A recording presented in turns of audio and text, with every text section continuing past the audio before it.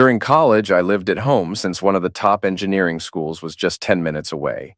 In return for helping women in my neighborhood with their homework, taking their tests, or tutoring them for community college, I got some tutoring of my own. Between 18 and 21, I was pretty content, and more than half of the women I helped seemed happy with me too. I learned a lot because I quickly built a rep for being patient, smart, and discreet. I could break things down so they understood, and I was always kind. I never spilled the beans about what went on between us, though I'm sure they talked about it. There was only one who ever made it public: Jezebel. She went by her street name, not her real one. Jezebel was my age, tall and athletic. She wasn't fat, but had a few extra pounds on me.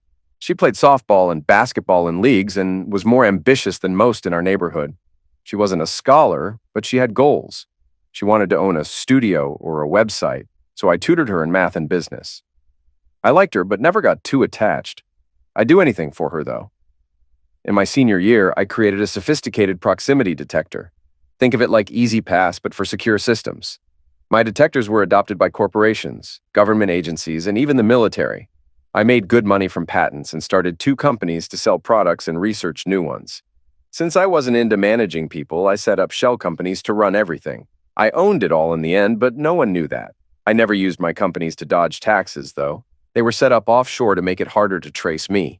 Only the CEOs and CFOs of my companies knew I was the real boss. By 24, I had everything in place, but was still struggling with social anxiety. At 26, I found Allison on a dating site. She was probably the most beautiful woman who'd ever shown interest in me. Our relationship was normal, but looking back, I realized it was kind of shallow. I was so hooked on her looks that I overlooked important things. One thing I noticed was how uninterested she was in my work. She'd zone out when I brought it up, acting like she didn't care at all. But that ended up being useful for the prenup. Gail, one of my lawyers, told me I needed a prenup. When I hesitated, she threatened to quit if I didn't give Allison one. It was simple. Anything I owned more than 10% of, before or during the marriage, was off limits. Allison had her dad review it and signed it without asking me anything. 2.5 years into the marriage, with a beautiful daughter named Amber, I ran into Jezebel while on a solo trip to see my parents. I suggested buying them a new house, but they turned it down. They were happy where they were. Jezebel looked great. She hadn't gained weight and was dressed better than ever. We had coffee, and she told me about a website she was working on. I shared my usual story about being hired. She was struggling with her finances and needed $25,000 to make her project happen. I told her to meet me next week at the same place, and I could introduce her to an investor. She was pumped about it, and as I was leaving, she gave me a big hug and kissed my cheek. I thought about it for a week. $25,000 wasn't much to me, and even though her business seemed sketchy, I still had a thing for her. A week after our first meetup, Jezebel and I met again. She looked even better this time. Before the coffee even arrived, I slid her an envelope with $25,000 in cash. She was shocked, actually cried, which I didn't expect from someone so tough. She offered me a share in her site, but I turned it down.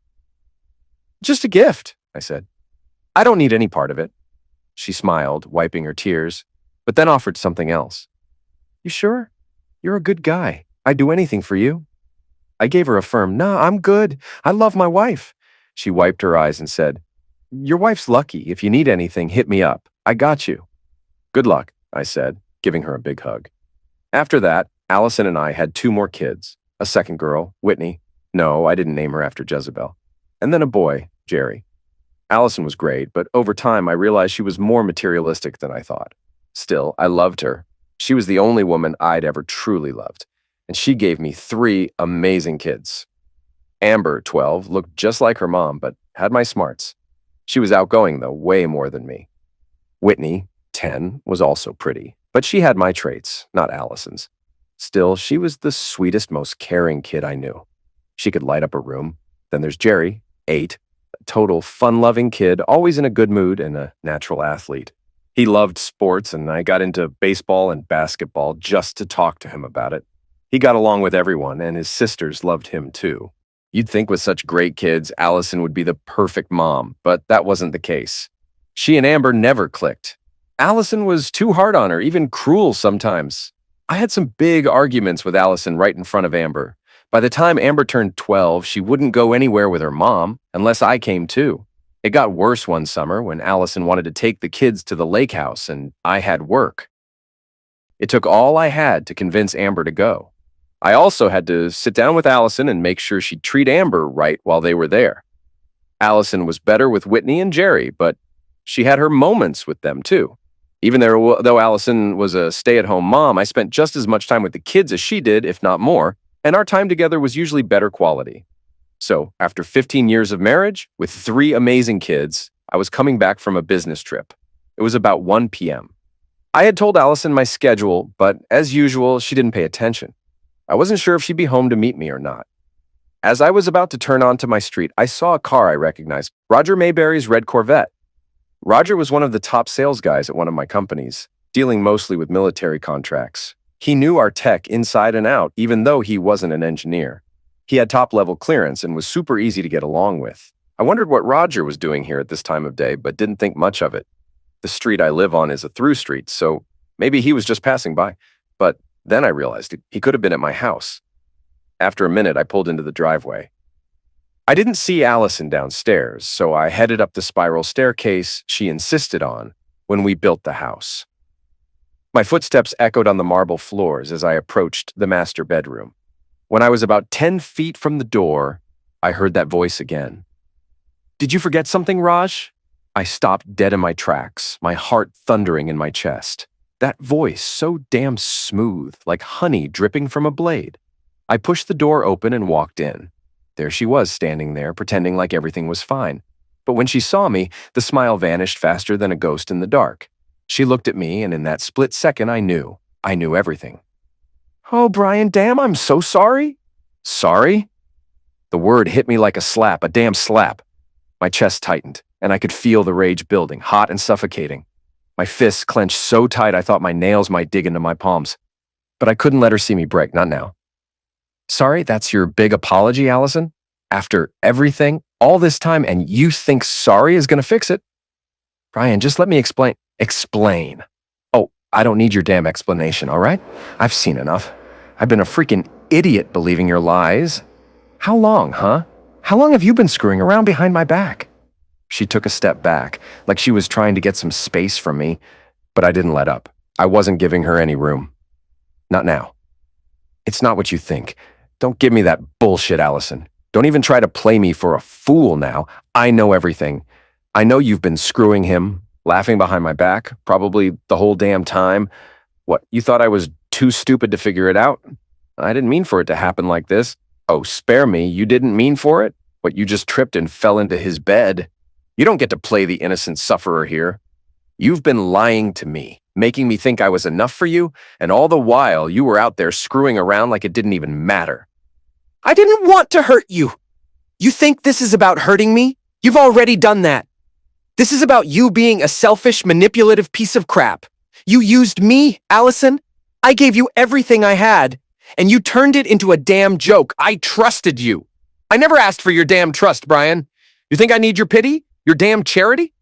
The words hit me like a punch. "Pity? You think I pity you? You think you deserve my damn pity? No. What you deserve is to watch this burn, to watch everything we built go up in flames because you couldn't keep your legs closed." She flinched, her face a mix of anger and frustration. "You don't get it. I didn't want it to be like this." "Oh, I get it, all right. I get that. You're a freaking liar. And I'm done. Done with you, done with your games, done with the bullshit. I'm not the bad guy here, Brian. You're the only damn villain in this story." I was practically spitting now. "I don't owe you damn, and I'm not gonna sit here and listen to you twist this into some pathetic excuse. You made your choice, and now you can live with it." She glared at me, her voice shaky but defiant. "You're not even worth the fight anymore. And get the hell out of my sight." I took a step forward, my chest tight with rage. "Go back to your little lover. I'm done. And don't think for a second you can crawl back into my life. It's over. For good." A heavy, dark sadness hit me hard. I stumbled back a few steps, then blacked out. The next thing I knew, I woke up in a hospital bed. A nurse came rushing in seconds after I opened my eyes, followed by a doctor a minute later. "How you feeling, Mr. Banks?" a friendly, middle-aged nurse named Nancy asked. "My head feels like it's in a vice," I groaned. "We're glad you woke up so quick," she said, taking my wrist and checking the monitor beside me. "Why am I in the hospital? How did I get here?" I asked, just as the doctor walked in. Mr. Banks? The doctor, a pleasant woman of Indian descent, looked me over. Let me check your eyes first, and I'll explain. Nancy still had my wrist, and Dr. Petra pulled out a light, gently moving my eyelids and skin around my eyes for a couple minutes. When she finished, they both smiled. Dr. Petra said, You've got a concussion. Your wife said you tripped in your bedroom, fell onto the marble floor, and hit your head on a rock. You're lucky. Your vitals are good, and the concussion might not be as serious as we feared. Just hearing that made the sadness hit me again. I remembered what caused me to fall. My eyes widened, and I groaned loud. I felt nausea hit me, and before I knew it, Nancy had a container under my chin. Even though I hadn't eaten since breakfast, I threw up bile. Once my stomach was empty, I lay back, and Nancy put a cold compress on my head while Dr. Petra checked me again. Afterward, Dr. Petra said, That vomiting's a surprise. It could mean the concussion's worse, but there are no other signs. Could it be the emotional shock that caused me to throw up? I asked, already knowing the answer. Yeah, that's possible, Dr. Petra said, thinking for a second. Did you have an emotional shock? Yeah, I replied, sighing. I didn't freak out when I found out my wife was cheating on me. I snorted. I was proud I didn't drop any curse words. The nurses looked shocked. By the way, I added, keeping my tone flat, where's my wife? She was here, but she went to pick up the kids from school, Nancy answered, finally starting to regain her calm. I glanced at my watch. 3:28. She was probably picking them up now. Have you eaten today? Dr. Petra asked, looking concerned. No, not since 8 this morning, I replied. Since your throwing up seems emotional and not from the concussion, I think you should eat something before your wife comes back with the kids, she advised. You don't think I'm going to throw up again when I see her, do you? I asked. No, I don't think so, Dr. Petra said, unless it's something light. Nurse Jenkins, can you get some oatmeal with cinnamon and raisins? No brown sugar? I turned to Nancy and smiled as best I could. 5 minutes later, the oatmeal arrived. I ate it fast, and by the time Nancy came back, I felt a bit better. She said, You've got company. My 3 kids rushed in, each trying to be first to get to me. Don't touch Daddy's head or neck, I joked, pulling all 3 of them into my arms. They started talking all at once, excited. Even though I didn't feel great, I had to chuckle. A full laugh would have hurt, but a giggle was okay. I barely noticed Allison, who was standing in the doorway, watching. Amber had clearly been crying, but now that she saw I wasn't dying, she cheered up. The other 2 were all smiles. Allison stood there looking confused as I played with the kids. I avoided talking about my injury, focusing on asking them what they'd been doing while I was out of town and what they had planned for the day. Allison tried to join in with a couple of comments, but I ignored her and wouldn't make eye contact. After about 15 minutes, I saw Nancy talking to Allison. A minute later, Allison said, All right, kids, Daddy's still not feeling well. We need to let him rest. Kiss his hands goodbye, and we'll visit again tomorrow. They kissed my hands and waved as they left.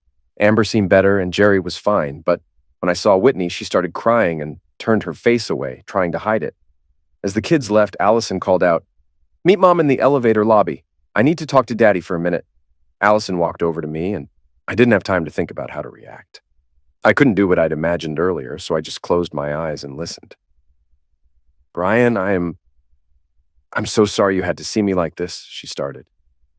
I didn't want you to find out. I'm sorry for not being the wife you deserve. I really hope we can talk when you're feeling better. There was some moaning and sniffling, but no real tears. I didn't say anything. After a pause, she added, Maybe we can talk tomorrow. Just call me if you want to. That last line hit me. She clearly wasn't planning to come back to the hospital. If I didn't reach out, she wouldn't bother. About 20 minutes after she left, Dr. Petra came in. She checked me over and said, You don't seem too upset after talking to your wife. I didn't talk to her, I said, brushing it off. Even though I still felt crushed about everything, I was sure I could turn those feelings into action. I wouldn't feel sick anymore. That's good, Dr. Petra smiled. Doc, how long do you think I need to stay here? I'd recommend 1 more night, but if you're fine after that, you can leave. Just take it easy for a week and don't go back to the office for at least 3 or 4 days. I promise, I grinned, reaching for her hand. That is, I promise, as long as you don't tell my wife I'm leaving Friday morning. Of course, she laughed. I can't lie, but I'll tell her you'll probably stay until Saturday if she asks. I appreciate that, I said, feeling a little better. I had a big dinner, called my parents, who hadn't heard from Allison, and called my assistant at home to get a pad and pen. I wasn't in the right state of mind to write things down, but I'd be ready to start planning my next move the next morning. Around 4 p.m. on Thursday, Allison showed up with the kids. Just like I thought, she hadn't come earlier in the day, and I wasn't about to call her. Nancy mentioned that Allison had called once to check on me, though. By the time the kids arrived, I was feeling way better. It wasn't just because I was recovering, but I'd had a really productive day. People from my office had stopped by, my lawyer Gail was working on the prenup, and my parents had lunch with me. But none of that had anything to do with my work. It was all about planning the next chapter of my life. After a fun half hour with the kids, Nancy came in and reminded me to rest.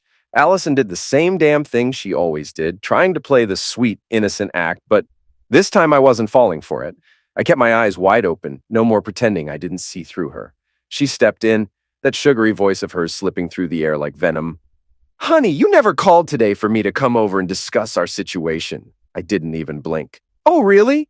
You finally want to talk now, huh? Guess I wasn't even worth a text to see if I was breathing, huh? You didn't give a damn if I was dead or alive till I hit you up, huh?" She acted like she didn't hear the sarcasm, playing it cool, but I could see the guilt flicker in her eyes for half a second. "That's not fair, honey. I didn't want to bother you if you didn't want to talk." I scoffed, shaking my head like she was stupid if she thought I believed that. Bother me? Are you kidding me?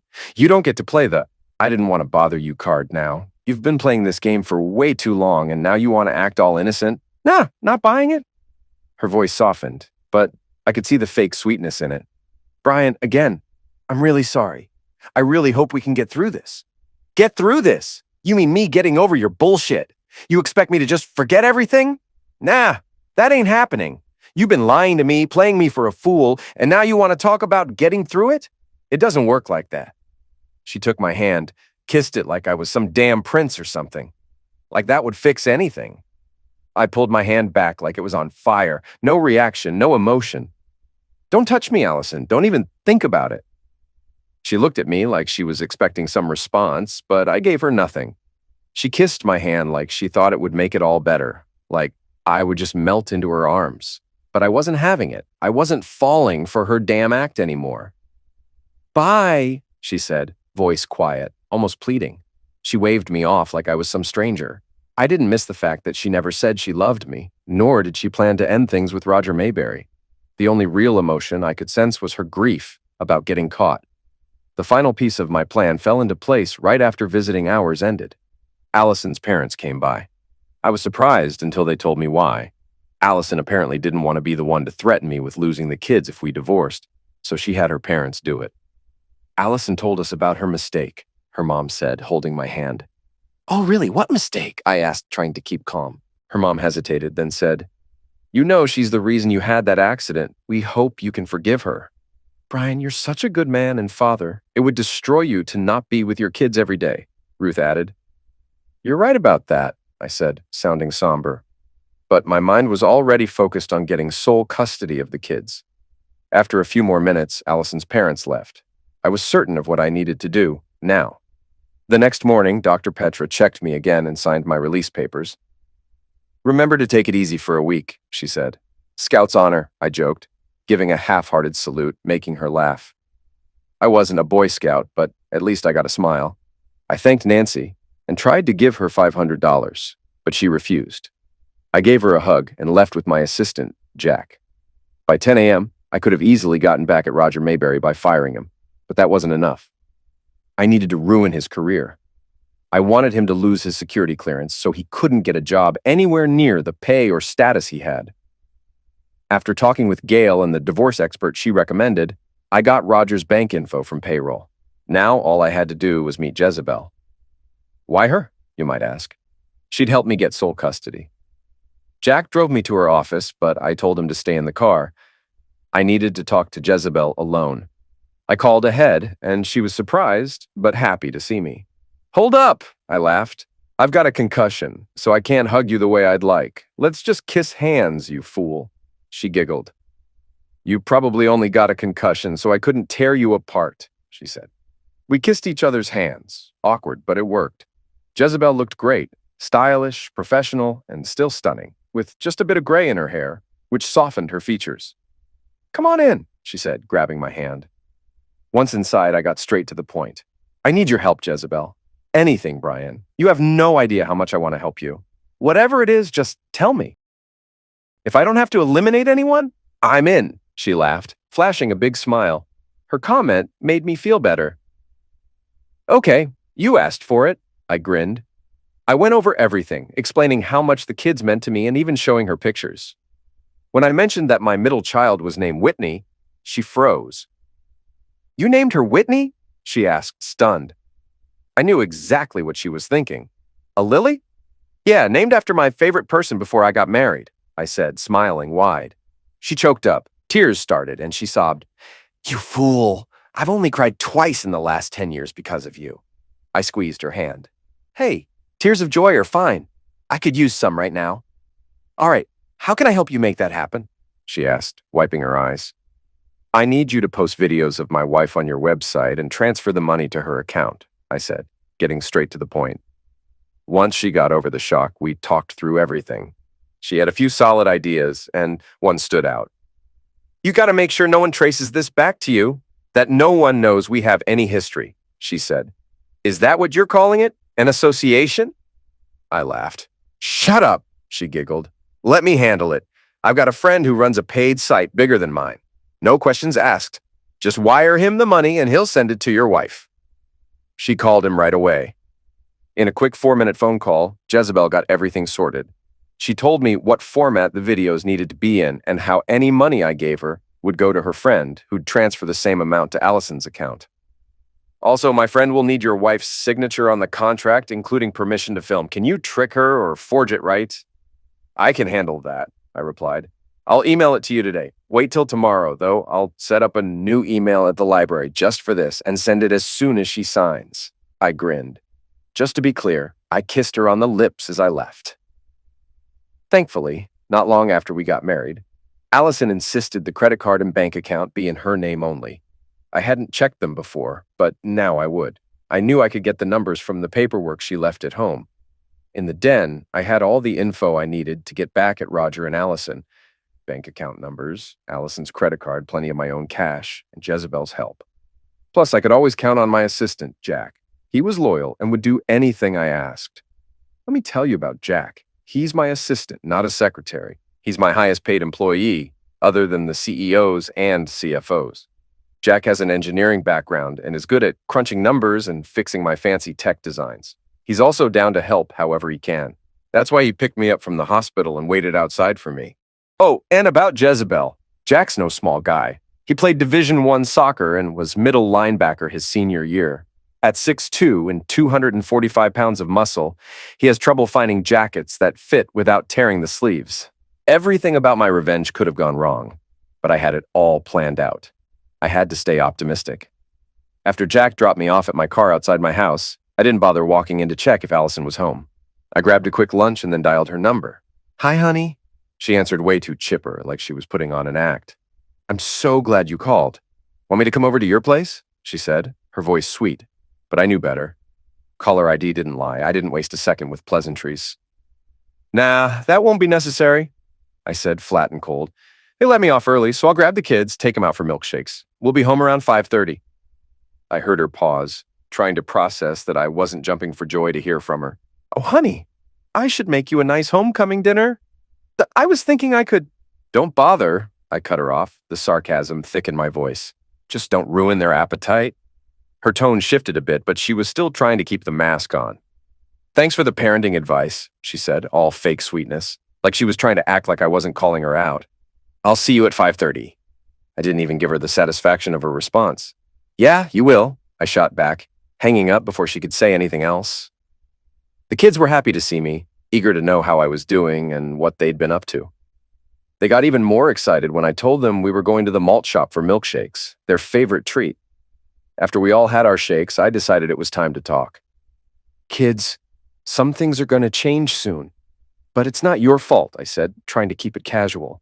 Amber, though, saw right through me. Without missing a beat, she said, if you and Mom get divorced, I'll live with you. Are you getting divorced? Whitney asked, her eyes wide.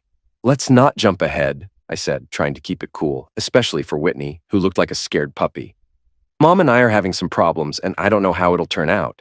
But no matter what, we both love you three with all our hearts, and none of this is your fault.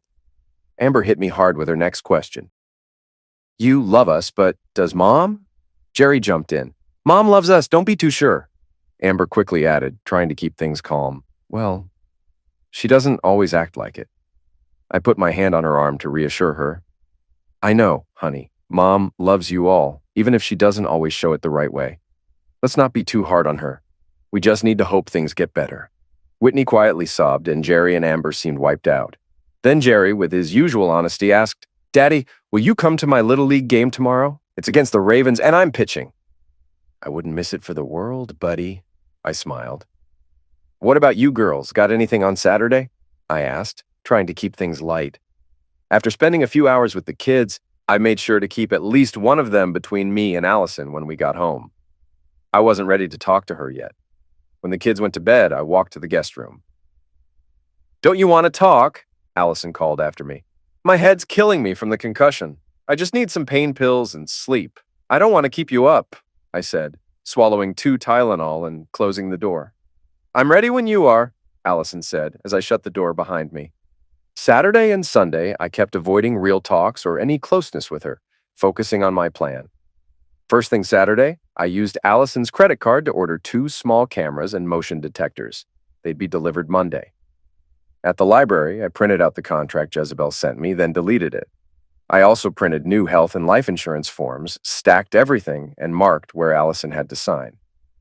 I knew Allison would be in a good mood this weekend, but it wouldn't last. On Sunday, I handed her the papers, told her they were insurance forms that just needed to be renewed, and that she and the kids were co-beneficiaries. She smiled, obviously thinking I wasn't going to divorce her. A few minutes later, she came back, all smiles. It's all signed, honey, she said, handing them over as I played cards with the kids. Thanks, I said, casually putting the signed papers in my briefcase as I dealt the cards. I also called the CEO of my company, where Roger worked, and had him arrange security clearance checks on 5 of his people. It was routine, but I made sure it looked like it came from the company, not the government. No one was supposed to know their employer initiated the checks. Monday morning after the kids left for school, Allison finally insisted we talk. Brian, we can't just ignore this. If we do, it'll tear us apart, she said, sitting across from me at the kitchen table. I almost said, what relationship? But kept it to myself. Instead, I said, my head's still spinning, and I need time to process everything. I'm not making any rash decisions. Okay, dear, she said after a pause, looking relieved. I'm going to the country club for a meeting. I'll be back around 2 to pick up the kids. Will you be okay? I wanted to say, I'll find out soon enough, but I kept quiet. Have a good time. I'll be fine, I replied. She was really simplifying things too much. About 30 minutes after she left, a courier showed up with the cameras. I gave Jack a call, and he came over. Together, we got to work setting up the cameras, switches, and motion sensors in the master bedroom. In less than an hour, we'd handled all the equipment while wearing latex gloves to avoid leaving fingerprints or DNA. Then, we needed to get the signal routed to Allison's computer. You know, I'm pretty good with computers, but Jack's a straight-up genius, I said. All we need is to figure out her password, and I can hook up the cameras to her system in like 10 minutes. Jack chimed in, still with his gloves on. I've got the best password cracking software on my laptop. I'll just link mine to hers and get this thing rolling. He went ahead and started launching the program. Then he asked, what should we do while it runs? But before I could answer, there was a beep. What's that? I asked. Is something wrong? I added. Nah, it's fine. It's already cracked, Jack laughed. Wait, what? How's that even possible? I asked, totally confused. Well, this program runs a bunch of the most common passwords first. Her password was Princess, which is the 28th most common password. It makes sense, right? I couldn't help but smile. She's never cared about any of the tech stuff I've tried to teach her, so why would she listen to me when I tell her to pick a random password? True to his word, within 10 minutes, Jack had the camera set up to record straight to Allison's computer, saving the footage with some random file name. 5 minutes after that, everything was set up so I could access the file from my office whenever I wanted, and even control the cameras and motion sensors remotely. Tuesday rolled around, and I went to work. Feeling good, I turned on the cameras and motion detectors on my way out the door. I'd arranged for one of my shell companies in the Cayman Islands, to wire $10,000 into Roger Mayberry's account. I was in a great mood. Plus, my concussion recovery was going well, so I got down to business. That night, after the kids were asleep, Allison came to talk. "Why don't you come back to bed with me tonight? You must be feeling better if you can work tonight," she said. "I'm feeling better, yeah," I responded. "By Wednesday and Thursday, I'll feel pretty much back to normal." I almost let myself get caught up in the thought that maybe Allison, the woman who'd hurt me so badly, actually had feelings for me. Maybe she'd even leave Mayberry. But of course, I pushed that fantasy aside. I knew deep down that I was still just playing the game, no matter how much I wished things were different. This was confirmed when I checked the video from Thursday afternoon. I uploaded Allison's Thursday morning footage to the website, handed $5,000 in cash to Jezebel, and by Friday evening, that money had been transferred from the site to Allison's account, with the video now available for all paying users to watch. Of course, the site didn't have permission from Mayberry to use the footage, so they had to blur his face out legally. Over the next 2 weeks, 2 more videos were posted to the site. Another $5,000 was wired into Allison's account, and another $10,000 from another Cayman Islands company went into Mayberry's account. Now I had to make sure everything stayed in motion before Mayberry and Allison got their bank statements for the month and started wondering what was going on. The day after the 3rd video was published, Mayberry went through a security check. How it happened, I don't know, but somehow the reviewer had an unpixelated version of one of these videos, plus Mayberry's bank statement.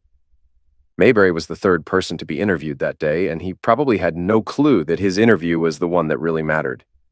Since the CEO got a copy of the polygraph results and the quanda, I managed to get a transcript of the interview by the end of the day. After hooking Mayberry up to the polygraph and going through the routine questions, the examiner hit him with a serious one.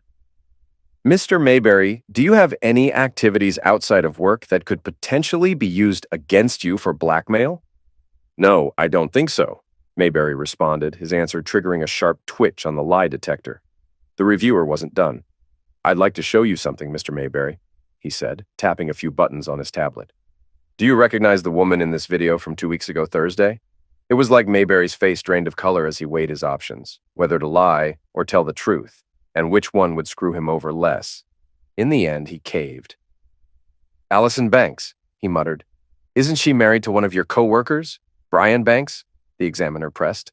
"Well, no. Brian works for a different company, though our offices are in the same building." "It's a big place," Mayberry stammered. "Did you ever think that hooking up with a married co-worker might open you up to blackmail?" "I didn't think about it," Roger mumbled, looking completely rattled. "Have you received any transfers from foreign companies since your last security check?" "Absolutely not," Roger snapped, offended. The reviewer wasn't letting up. "So, what about these deposits from 2 different companies in the Cayman Islands? What's going on there?" There was a long pause. Mayberry's voice shook as he replied, "I don't know. I've never seen anything like this. It must be some kind of mistake." "A mistake by 2 different companies in the Cayman Islands, whose owners we can't track down?" the reviewer asked, his tone almost mocking.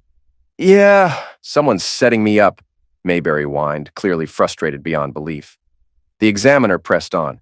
"Did someone fake the video of you and Mrs. Banks, too?" His tone was dripping with sarcasm, even though he had to remain professional. After a few more questions, the interview wrapped up. When the examiner unplugged the lie detector electrodes, he looked at Mayberry and said, "Listen, Mr. Mayberry, until we tell you otherwise, you're not to be anywhere near anyone dealing with sensitive or confidential info. That includes Mr. and Mrs. Banks and those 2 companies that sent money to your account. If you don't follow this, you're going to be held responsible." The next morning, I got the kids ready for school. Allison sat there, staring me down, but not a word came out of her mouth. Her eyes were cold, like she was already planning her next move. The second the kids were out the door, I picked up my phone and made the call. 30 seconds later, the doorbell rang. I couldn't help myself. "It's for you, Ho!" I yelled from the kitchen, the words practically spitting out. Allison's eyes shot daggers at me, but she didn't say anything at first.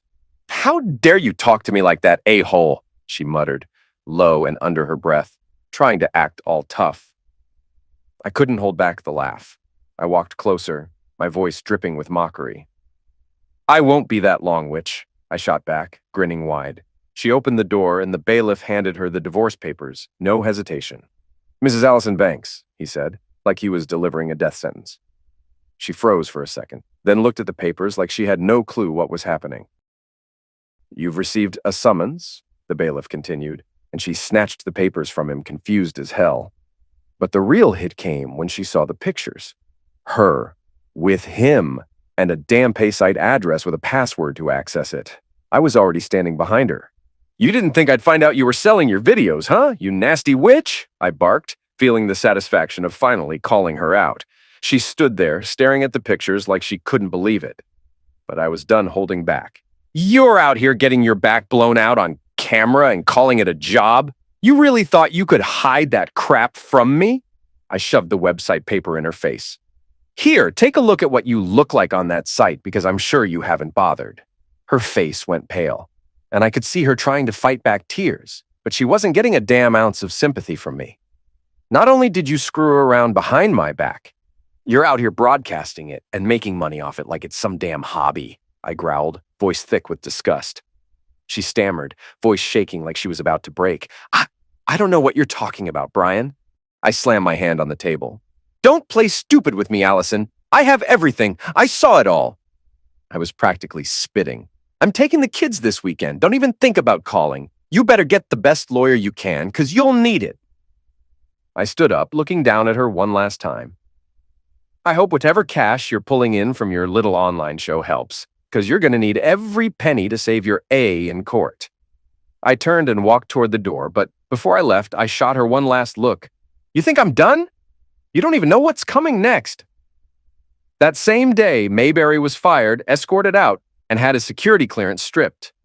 About an hour before I was supposed to pick up the kids, my secretary buzzed me. "Brian, it's reported that Roger Mayberry is drunk, yelling your name in the parking lot. Should I call the cops?" I laughed. "No, Sherry. Call Jack and have him get here now." It was too perfect. When Jack showed up, we headed to the window that looked over the parking lot. The view was great for watching the security cameras. Mayberry was swaying back and forth, definitely drunk. We quickly came up with a plan. Jack slipped out a side door, staying out of the camera's view, while I walked straight out the front door. As soon as Mayberry saw me, his face turned red with rage, and he didn't waste a second. "You goddamn a-hole, Banks!" he yelled, storming towards me. "You're the reason I got fired and screwed up my security clearance.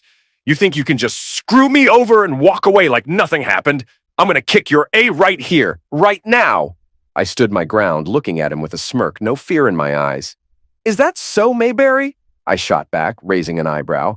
"You think you can come at me like that? What, you think I give a damn about your job or your clearance? You were too damn dumb to hold it together, and now you want to blame me for your own mess? You're a joke." He took a step closer, fists clenching. "You don't know who you're dealing with, Banks. I'll rip you apart, you cocky little fool." I shook my head and laughed. "Keep talking, man. You look like you need a punching bag to work out your issues. Maybe I'll be doing you a favor, but trust me, you're the one who's going to end up on the ground." Mayberry didn't wait any longer. He lunged at me, swinging wildly, but I was ready. I trotted forward instead of running, positioning myself in front of the camera's view, right next to Jack, who was just watching, waiting for the right moment. I let Mayberry get close enough to land a weak blow on my shoulder, just a glancing hit, but I made sure to sell it. I dropped like a sack of bricks, screaming like he'd hit me with a sledgehammer, the impact loud and dramatic. I groaned, hitting the ground hard, making it look real. "Crap, that hurt," I muttered under my breath, keeping my voice loud enough for the cameras. Mayberry stood over me, ready to follow up with another punch. His grin was wide, like he'd just won, but he didn't see Jack coming. Out of nowhere, Jack charged in, punching Mayberry in the jaw with his forearm like a linebacker taking out a receiver. Mayberry flew back like a rag doll, crashing hard into the ground, knocked unconscious in an instant. I stayed on the ground, playing it up like I was groggy. Jack came over, helping me up as I leaned against the car, barely able to keep my balance. He didn't say a word, just pulled out his phone and called emergency while I pretended to be dazed and confused, making sure I was selling the whole act. The sirens started in the distance, and I knew the cops would be here in minutes. Mayberry? He was out cold, looking like the damn fool he was. Mayberry was handcuffed to the stretcher the fire department used to take him, with a cop riding along in the ambulance to the hospital. I filled out the paperwork to file an attack charge, then grabbed the kids and headed to a mountain resort for the weekend. By the end of the weekend, I told the kids Allison and I were getting a divorce. Amber seemed relieved, while the other two took it pretty well, especially after I reassured them we'd both always loved them. When we got home Sunday night, Allison wasn't as nasty as I expected. I'd prepared for the worst by moving my most valuable stuff into a storage unit, but I had no plans to leave the house. "I know you set up that damn video shoot, Brian," she hissed, her voice low but full of venom. "I don't know how you pulled it off, but you're covering your tracks like a damn pro." "No apology?" I shot back, my voice dripping with disdain, stepping forward like I was daring her to back down. "Not even a sorry I screwed up?" "No." Her tone was ice cold. "It was a mistake." I smirked, taking a step closer, pushing her into the corner with my words. "Right, a mistake. So you won't even say, 'Please forgive me'? Huh? Not even a hint of remorse?" She clenched her jaw. "Just accusing me of something I didn't do, Brian," she snapped, her voice trying to be calm, but I could hear the rage simmering underneath. "I don't know what kind of sick game you're playing, but it's not going to work on me." I leaned in, my face inches from hers, making sure she could feel every ounce of my irritation. "Look, you screwed up, Allison. No one is buying your 'I didn't do it' routine anymore, and you won't even apologize? Pathetic." She breathed heavily, clearly trying to hold it together. "I've been busy, okay? Hired a lawyer, hired a damn computer expert. I don't know how you pulled this crap off, but you've covered your tracks. It's going to be a fight I don't want, but I'll be damned if I let you drag me through the mud with this unfit mother crap. But, I guess we can talk about custody, if you're ready to play fair for once." "Oh, I'm playing fair, Allison," I growled, my voice turning sharp, every word punctuated with anger. "You give me sole custody and the house so the kids don't have to pack up and leave. Then I'll throw you a bone. You can visit them. Hell, I'll even buy you a house. You and Mayberry can go mess up your lives in some other place." "But that's the deal," she scoffed, shaking her head like she was so above all of this. "Did you hear? Roger's not just out of a job, he's out of a damn career." I let out a dark laugh. "Roger's irrelevant. I don't give a damn if he's flipping burgers at this point. I'm not living under the same roof as that clown." "That's not the point," she shot back, trying to regain control of the situation, but I wasn't having it. "I don't want to hear it, Allison," I cut her off, voice slicing through her words like a knife. I wasn't going to listen to any more of her excuses. "You can screw whoever you want, do whatever you like. I couldn't care less, but just take the damn suggestion and don't waste my time." She stood there for a second, face red, wiping away a few damn tears like she was trying to act like the sufferer. I wasn't falling for it, though. She wasn't about to guilt trip me.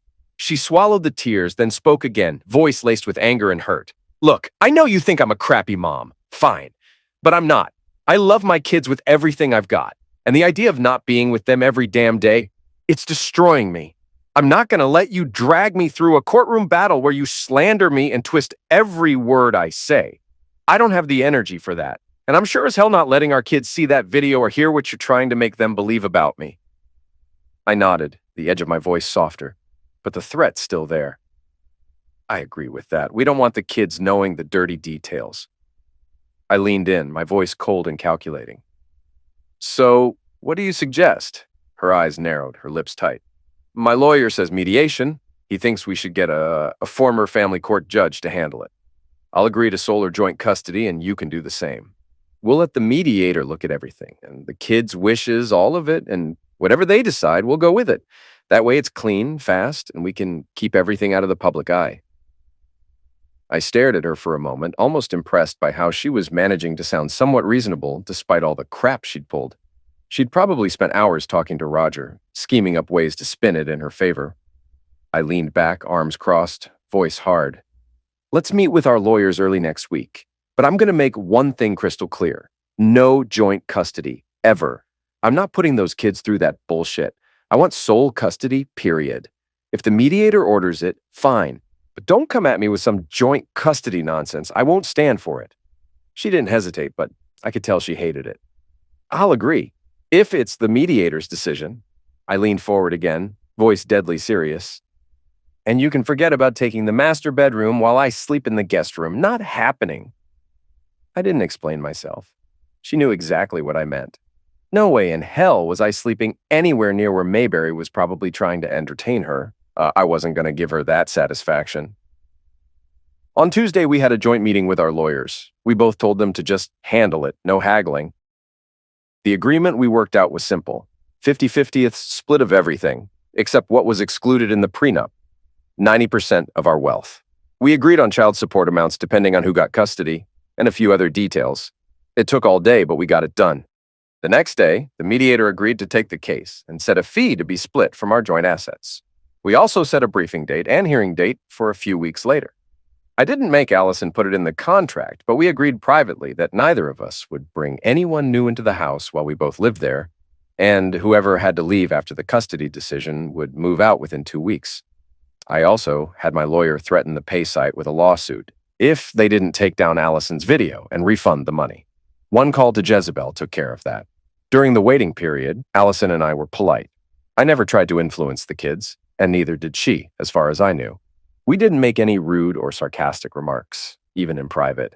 On the day of the hearing, I was nervous. Even though I thought I had the upper hand, I really wanted sole custody and felt anxious about it. The hearing went well at first, but the mediator said a few things that made my stomach drop. He seemed to be leaning toward joint custody. Before he started interviewing the kids, he gave us a heads up. "I see you've agreed to watch my interviews with the children on closed-circuit TV," the mediator said. "I can't agree to that," I said. "I didn't realize earlier, but it'll destroy the trust I need with the kids. If you can't agree to me meeting them alone, I'll have to recommend another mediator." My lawyer advised me to agree, especially since Amber wasn't too fond of Allison, and the mediator would likely listen to the kids more than any other mediator would. Amber was close to being old enough to make her own choices under state law, so I had to trust the process.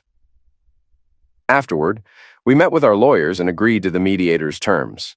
We also agreed not to question the kids about what they'd said in their interviews. At dinner that night, Allison made a few comments that seemed to hint she wanted joint custody. I just gave her a stern look and didn't respond. Amber caught my gaze and gave me a sly smile. The next day, the mediator interviewed the kids. Jerry's was quick, only about 20 minutes, but Amber's took over an hour. As she walked out, she made sure Allison and her lawyer weren't looking and gave me a thumbs up. Later, Allison's parents took the kids out for lunch, and the mediator was ready to make his decision. We weren't expecting this. He was supposed to take another week to decide, but he made his call then, skipping the closing arguments. After reviewing everything, I award sole custody of all 3 children to Brian Banks. I also find that the agreement made by both parties is fair and in the best interest of the children. The case will be settled on those terms Monday. I'll provide a certified copy of the judgment for family court, the mediator said. Allison and I both cried for different reasons. The ride home was quiet. I didn't gloat, and she was clearly upset.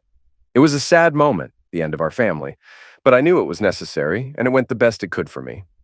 That night, Allison wasn't home when we told the kids. I did most of the talking. Jerry and Whitney were sad, but hugged Allison. Amber gave her a more formal hug. I kept it positive, telling them about the visitation schedule. I bought Allison a new house less than a week after the hearing, and she moved in within the 2 weeks we agreed on. The kids, her parents, my brother, and I helped her out. We also hired movers for the bigger stuff, like the bed from our bedroom. A few months later, when the divorce was finalized, I threw a party at the house to thank everyone who helped, along with close friends and family. I didn't tell the kids what the party was for, just said it was a general celebration. Amber, now 13, figured it out. Just before the guests arrived, while I was getting things ready, Amber came in and closed the door behind her. She made me sit down and then climbed into my lap. "Daddy, how glad are you that the custody worked out?" she asked. Tough question, even for her. "I'm happy, Amber." "Why do you ask?" I replied. She smiled wide. "I knew it would work out. When I talked to the mediator, I told him I saw Mom and that Mayberry guy doing it in our house when I came home sick. It messed me up." "You saw them?" I asked, stunned. "What difference does it make? She was cheating. I wouldn't have gone with her if she'd gotten custody. I knew it was better for Jerry and Whitney to stay with us. Just thought you might want to know," she finished, grinning. She kissed my cheek, jumped off my lap, and walked out. I decided not to push it further. What kept me busy during the celebration was Jezebel. Jezebel came to the party and immediately connected with the kids. She played Trap and Pepper with Jerry for about 30 minutes. She was way better at it than I was. She spent an hour talking and laughing with Whitney. I'm not sure what they discussed, but they seemed to get along well. Amber was a bit reserved with her, but they ended up talking about fashion. Jezebel didn't leave me out. In the middle of the party, she pulled me into the den. Let your parents stay with the kids tonight and come home with me. I promise you'll be alive when I let you come back tomorrow at 10, but I can't promise you'll be conscious, she said with a grin. That night was unforgettable. Looking into my eyes, she said, I see you as kind, generous, and smart. Why don't you take me to a resort on the 14th for 3 days? We can see if we want something real. I want a man who'll be mine and only mine. Then she closed the door behind me, saying, Go home to your beautiful kids.